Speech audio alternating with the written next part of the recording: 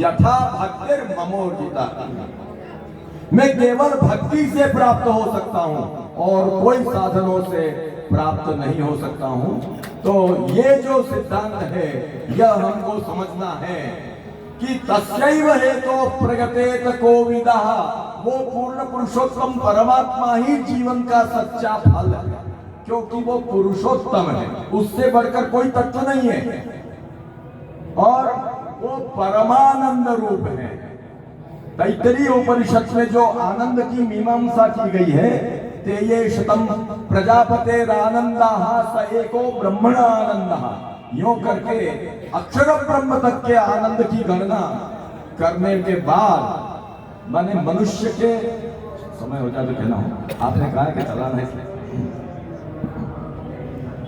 तो इस तरह से पूर्ण पुरुषोत्तम जो परमानंद स्वरूप है उनको प्राप्त करने के लिए हमको प्रयास करना चाहिए और वो केवल भक्ति से ही मिल सकते हैं। हमारे जितने भी प्राचीन जो हमारे भक्ति संप्रदाय के आचार्य हैं, शिवजी, नारद जी, व्यास जी, सुखदेव जी, विष्णु स्वामी देव जी, वल्लभाचार्य जी, श्री विठलनाथ जी, गुसाई जी आदि सभी आचार्यों ने इसलिए हमको भक्ति का उपदेश दिया है। आज से 550 साल पहले कृष्णदेव राय की सभा में, दक्षिण में, साउथ में कृष्णदेव राय की सभा में बहुत बड़ा शास्त्रार्थ हुआ था और उस समय जो मायावाद था वो मायावाद इतना प्रबल हुआ, ब्रह्म सत्यम जगन मिथ्या विस्तार नहीं करते हैं, और ये परिस्थिति आ गई कि वैष्णव मत परास्त हो चुका था और उसी समय वल्लभाचार्य जी का वहां पदार्पण हुआ। महाप्रभु जी को पता चला कि वैष्णव मत परास्त है और कल सबको उनके मत का स्वीकार करना पड़ेगा। महाप्रभु जी ने कहा कि हमारे साथ शास्त्रार्थ किए बिना वैष्णव मत को पराजित नहीं कह सकते हो। महाप्रभु जी वहां कृष्णदेव राय की सभा में पधारे और फिर से शास्त्रार्थ शुरू हुआ। भारत के दिग्गज पंडित उस समय वहां मौजूद थे। जैसे कुरुक्षेत्र में महाभारत हुआ था, उसी प्रकार यह शस्त्रों का नहीं शास्त्रों का वो युद्ध हुआ था। महाप्रभु जी ने शास्त्रार्थ किया, 28 दिन तक शास्त्रार्थ चला और कौन से दिन कौन से विषय पर यह सब इतिहास प्राप्त होता है। और आखिर में ब्रह्मवाद का विजय हुआ, शुद्धाद्वैत साकार ब्रह्मवाद का विजय हुआ, भक्ति मार्ग का विजय हुआ और विष्णु स्वामी और आचार्य श्री कृष्ण का जो मत है भागवत गीता में वो प्रतिष्ठापित हुआ। तब सब बहुत प्रसन्न हुए। उस समय मात्र संप्रदाय के व्यासतीर्थ जो थे वो मध्यस्थ थे, शास्त्रार्थ के बीच में उनका निर्णय करने में मध्यस्थ थे। उन्होंने प्रार्थना की कि महाराज हमारे मात्र संप्रदाय की गादी में आपको, तो महाप्रभु जी ने कहा जैसे भगवान आज्ञा करेंगे वो हम करेंगे।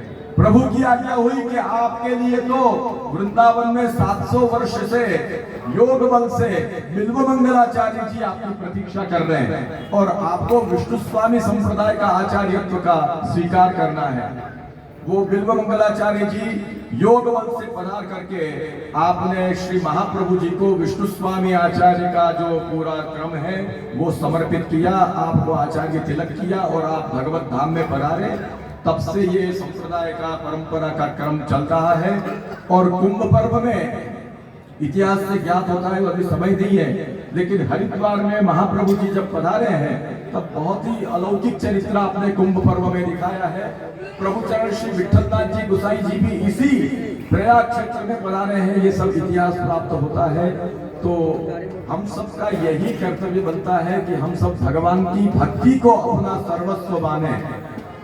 हमारे भागवत में ये कहा है कि ब्रह्मा जी ने 3 बार अपनी यथार्थ ग्रहण समर्थ बुद्धि से विचार किया कि क्या करना चाहिए। उनको एक ही सार मिला वेद वेदांत का कि भगवान में प्रेम करो। तदत्यवश्य कूटस्थो रतिरात्मन्यतो भवेत्, भगवान में प्रेम होना यही जीवन का परम फल है। और यही हमारा संप्रदाय विष्णु स्वामी संप्रदाय, यही सेवा का प्रेम भाव का वल्लभाचार्य जी का संप्रदाय है। तो हम सब भगवान की भक्ति में तत्पर हों और भक्ति के अमृत में स्नान करें, यही हमारा कर्तव्य बनता है। फिर से हम आप सभी जो यहाँ महानुभाव विराजमान हैं उनके प्रति बहुत ही हृदय का हम आनंद का भाव व्यक्त करते हैं। आप सबके दर्शन करके हमको बहुत प्रसन्नता हो रही है और इसी तरह से अपना संप्रदाय विष्णु स्वामी संप्रदाय की अभिवृद्धि होती रहे, आगे बढ़ता रहे और हम अपने संप्रदाय के माध्यम से जीवन को धन्य करेंगे। प्रभु हम पर कृपा करें। इतने शब्दों के साथ हमारे भैया जी के लिए हम प्रार्थना करते हैं प्रभु को।